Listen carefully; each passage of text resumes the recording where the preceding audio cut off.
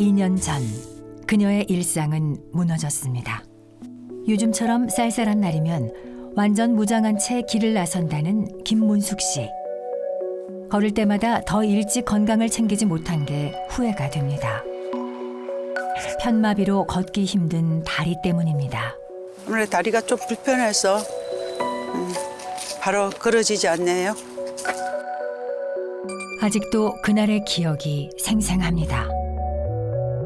아침에 일어났는데 막 손이 저리고 발도 저리고 눈도 너무 따갑고 막 그러더라고요. 시간이 지날수록 이상 증세는 더욱 심해졌습니다. 몸의 중심을 잃고 쓰러지기까지 했습니다. 너무 아파요. 걸을 때면 마치 땅이 스펀지처럼 푹 꺼지는 느낌이 들었다는데요. 결국 응급차를 불러 병원으로 간 결과 급성 뇌경색을 진단받았습니다.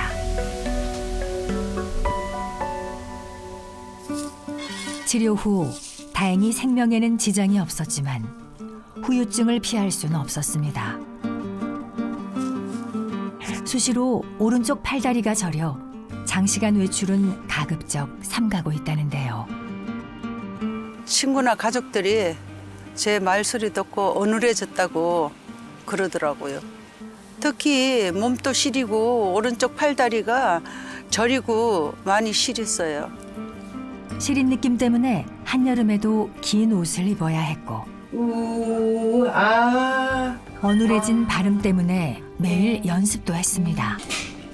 오른쪽 손이 저려서 글씨를 쓰는 것도 힘들었다는데요. 손상된 뇌 부위에 따라 광범위한 장애가 나타나 후유증이 더 무서운 질병인 뇌졸중. 그리고 후유증을 겪으면서 뇌혈관 질환에 대한 두려움이 깊이 남아 김문숙 씨에게 모자는 외출 필수품이 됐습니다.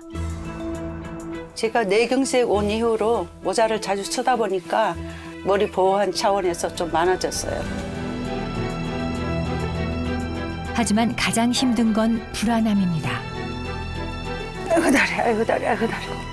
혈관 건강이 악화되면 언제든 재발할 수 있는 뇌졸중. 김문숙 씨의 뇌경색 원인도 혈관 질환 때문입니다. 한참 전부터 당뇨가 있기 시작했어요. 약을 먹어서 별 이상은 없었는데 4년 전부터 고혈압, 고지혈증, 당뇨가 나왔어요. 잠시 후 반가운 손님이 찾아왔습니다. 근처에 살고 있다는 김문숙 씨의 친언니인데요. 올 때마다 동생 건강을 위해 제철 과일을 한 송 가득 사가지고 온다는데 용담매 중 맏언니라 친정엄마처럼 살뜰히 챙겨준답니다. 사과가 맛있었어. 보기에 맛있었어. 오면서 사왔어. 근데 왜 플라스틱 접시밖에 없지? 손이 저려서 잠깐 떨어뜨리니까 깨져서 그래서 이제 플라스틱 사용하는 거예요. 요즘 몸은 좀 어때? 매일 그냥 치료해도 그냥 그래. 팔도 손도 저리고 다리도 저리고. 후유증을 겪는 모습에 가족들의 마음도 힘들다는데요. 평소 건강했던 그녀였기에 뇌졸중이 왔다는 비보는 큰 충격이었습니다. 예전에는 씩씩하게 건강하게 잘 살았는데 이래 병이 올 줄 누가 알았어요. 몰랐지. 처음에 입원했다 소리 듣고 깜짝 놀랐지요. 뭐 지금은 그때보다 많이 좋아졌는데 또 후유증이 생길까 봐 어떻게 해줄 수는 없고 걱정이 많아요. 혹한기인 요즘엔 병이 재발하지 않을까 걱정스럽다는데요. 텔레비 보니까 혈관 수축이 돼가지고 조심해야 된다더라. 그래, 조심해야지. 겨울 다가오면 추워지니까 또 재발할까 이런 생각에 노이로제 같은 거 걸려가지고 조금만 아파도 병원 가야 되고 너무 무서워. 막 노이로제 걸릴 정도야. 나도 요즘은 나이가 드니까 감기도 잘 드는 것 같기도 하고 여기저기 아프기도 하고 그래. 혈관에 염증 생기고 혈관에 다 안 좋은 거니까 운동도 열심히 하고 언니도 건강 잘 지켜 나처럼 되지 말고. 너도 그래. 몸 건강하게 조심하고 잘 챙겨 건강. 아이고. 혈관 질환이 무서워요. 한순간 그렇게 뇌경색이 올 줄도 모르고 후유증이 이렇게 남을 줄 몰랐죠. 빨리 예전처럼 좀 건강해졌으면 좋겠어요.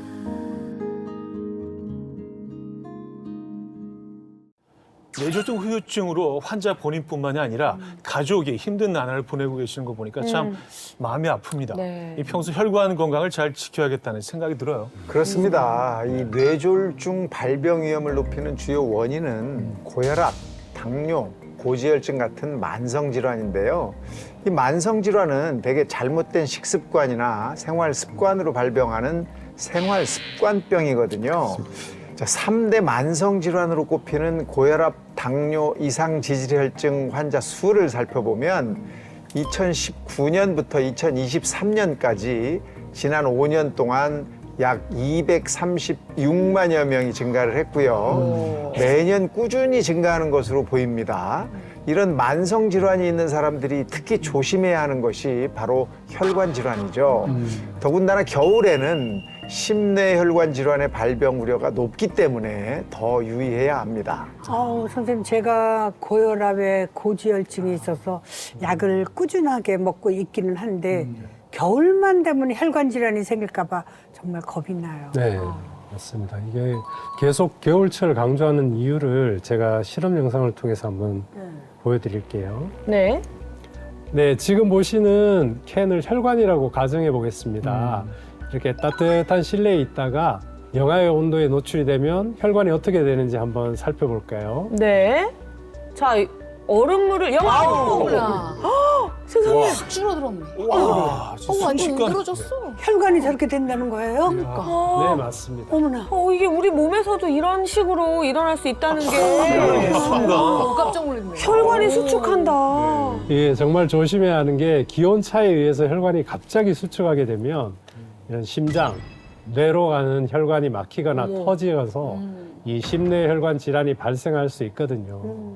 특히 혈관 질환은 한국인의 주요 사망 원인 중에 하나로 손꼽힐 만큼 아주 무서운 질환인데요. 심혈관 질환은 우리나라 사망 원인의 2위, 뇌졸중을 포함한 뇌혈관 질환은 사망 원인 4위에 해당합니다.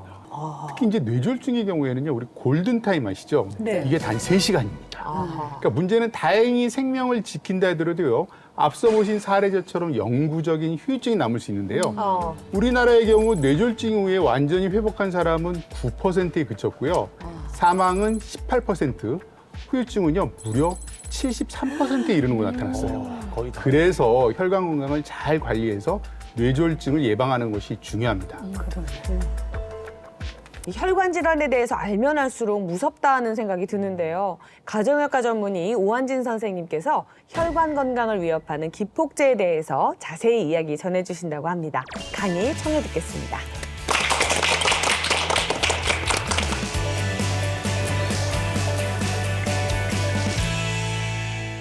올해 감기가 정말 독합니다. 독해도 너무 독합니다. 예전에는 그냥 감기 정도로 끝났다면 시간이 흐를수록 더 세고 센 바이러스와 이 세균들이 창궐을 하고 있습니다.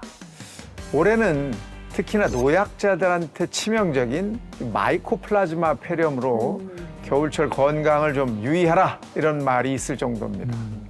노화가 진행될수록 노년층이 가장 조심해야 하는 것이 염증인데요. 그중에서도 특히 방금 말씀드린 폐렴이 정말 위험합니다. 특히 면역력이 약한 65세 이상 고령층일 경우에는 폐렴은 또 다른 합병증인 폐혈증, 호흡곤란, 폐농양 등을 일으킬 수 있어서 생명을 위협하는 아주 심각한 질환을 유발할 수 있습니다. 제 친구 부모님도요. 처음에는 감기인 줄 알고 뭐냐 약 먹으면 괜찮아지겠거니 이렇게 했다가 나중에 상태가 나빠지고 나서야 폐렴인 줄 아셨대요. 그런 경우가 많죠. 지난해 폐렴은 사망 원인 3위를 차지할 만큼 증가했고요. 20세 이후부터 10살 증가할 때마다 10%씩 더 많이 발생한다고 알려져 있습니다.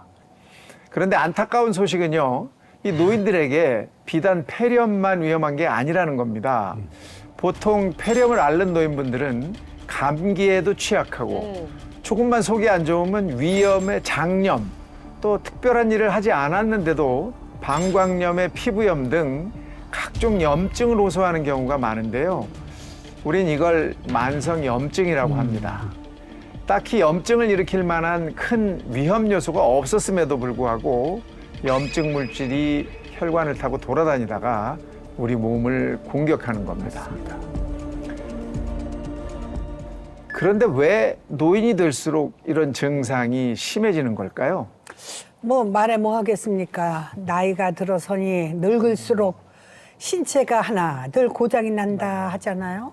물론 뭐 이 노화도 중요한 요인입니다. 하지만 또 하나의 원인, 바로 우리 몸이 녹슬었기 때문입니다. 아이고야. 어우, 아니 좀 그림이 너무 심한 것 같아요. 네, 그림이 좀 과하게 돼 있죠? 우리가 조금 전에 사례자를 통해서 혈관 질환의 치명성을 확인했습니다. 혈관 질환 역시 만성염증과 밀접한 관련이 있습니다. 만성염증도 만들고 혈관도 녹슬게 만드는 그것은 바로 활성산소라는 요놈 때문입니다. 산소면 산소지 활성산소는 또 뭐냐 그러고 싶으실 텐데요. 이 활성산소는 우리가 호흡을 통해서 몸속으로 들어온 이 산소가 에너지를 만드는 과정에서 다 사용이 되고 만들어지는 산소 찌꺼기를 말합니다.